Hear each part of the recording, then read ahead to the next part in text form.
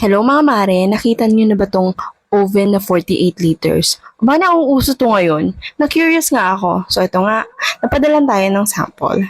At syempre, test natin sa pizza, sa barbecue. Well, marami kang magagawa dito at napakalaki nga niya. Pero mo isang buong manok pwedeng magkasya dito. Baka nga dalawa pa eh. Well, actually, natry ko nang lutuan siya ng pizza at saka ng barbecue.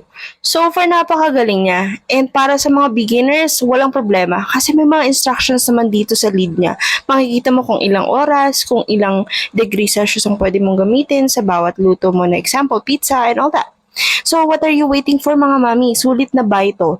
Sobrang sulit dahil 48 liters na nga siya, 2,000 plus lang. Actually, 2,000 nga lang eh.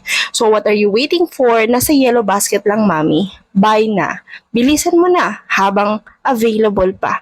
May two colors kang pagpipilian, may black or may red. Sulit na beginner's investment to. Kaya kung ako sa inyo, go grab it. Bye na!